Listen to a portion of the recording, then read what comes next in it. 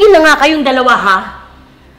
Hindi na ba kayo pwedeng mag-usap ng hindi nagbabangayan, ha?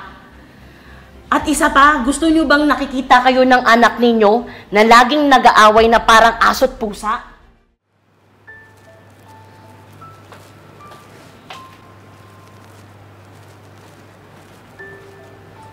Oh, ba't nandito ka pa?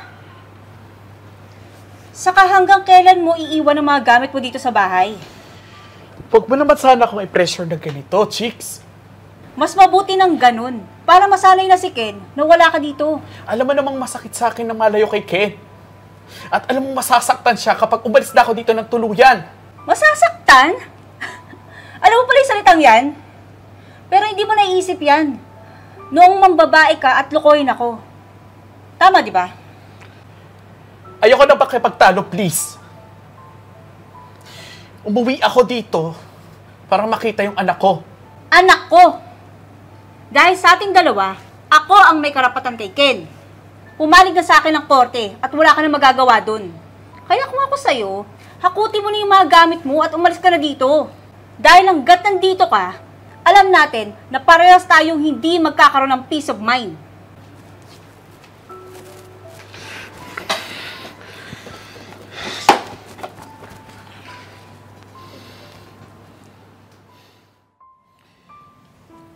Anak, nag-aaral ka ba ng mabuti sa school? Balita ko, may isang subject ka daw na bumababa ang grades mo. Pwede ka naman magsabi kay Daddy, di ba? May problema ba? Eh paano kasi, Daddy? Hindi mo na ako sinasaman sa school program namin. Yung mga kaklase ko, may dala sila palaging Daddy. Ako si Mami lang. Busy kasi si Daddy, anak. Pero huwag ka mag-alala. Babawi ako sa'yo. Okay? Kaya, mag-aral ka ng mabuti, nak, ha? Para matuwa naman kami ng mami mo. Kaya sige na.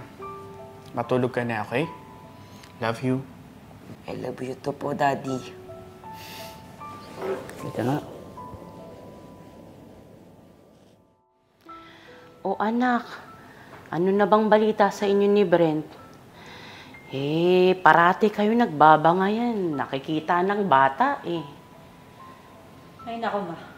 Tagal ko nang pinapaalis yung dito, no? Alam mo lang. Magandang gabi po. Ano po, Nay? Si Ken po, tulog na po ba siya? Oo nga, iho, nakatulugan ka na niya. Kung bakit ba naman kasi nangako ka sa bata na uuwi ka ng maaga kung hindi naman kayang tuparin, di ba? Ma, ano ba ini-expect mo sa lalaking yan? Wala nga isang salita yan, Kaya wag mo nang igiit sa kanya ang bagay na yan. Sinabi ko naman that I have urgent meeting, di ba?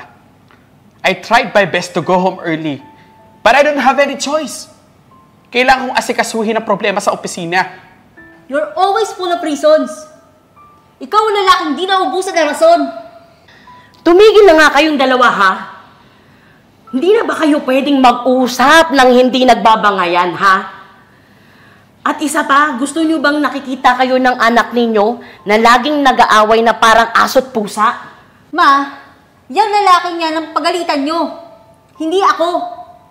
Sino ba sa amin ang gumawa ng mali in the first place? Siya, di ba? Hindi na importante kung sino ang gumawa ng mali o sino ang hindi.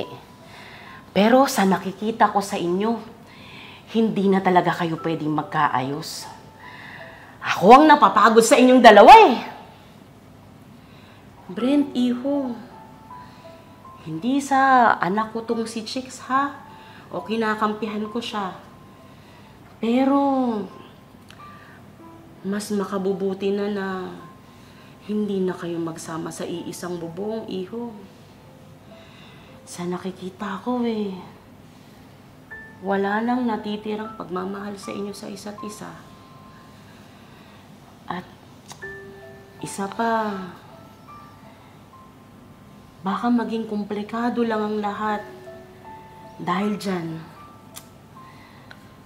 huwag Huwag kang mag-alala. Hindi naman namin ipagdadamot sa'yo si Ken. Dahil ikaw pa rin naman talaga ang ama niya. Ma, sa totoo lang, patagal ko lang gustong gawin yan. Kaya lang, hayaan niyo po, bukas na bukas aalis na po ako dito. Hahakutin ko na lahat ng gamit ko. Dahil, hindi ko kaya nang ilayo niyo sa akin si Ken. Alam niyo naman pong mahal na mahal ko si Ken. Hayaan mo, iho. Hinding-hindi mangyayari yun. Salamat po, Ma.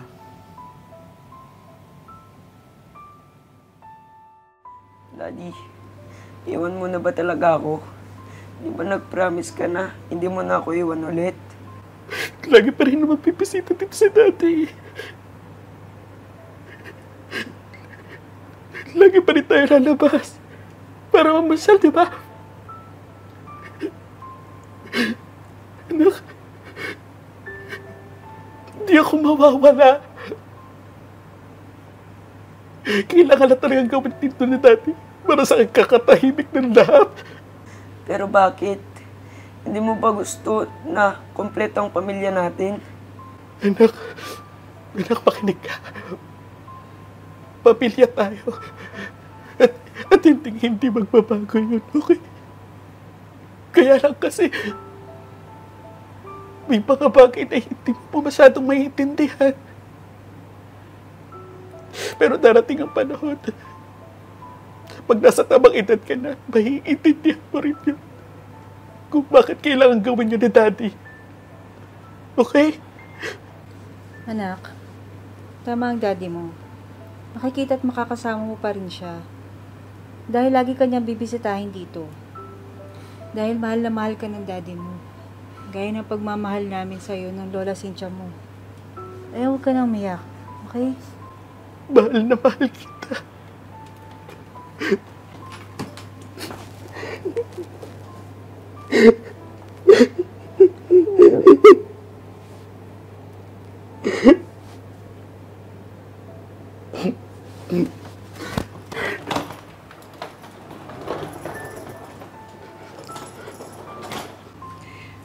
Halika na sa kwarto mo, Apo. Gusto mo, manood na lang tayo ng paborito mong movie. Saka, huwag ka nang malungkot. Andarito naman kami ng mami chicks mo.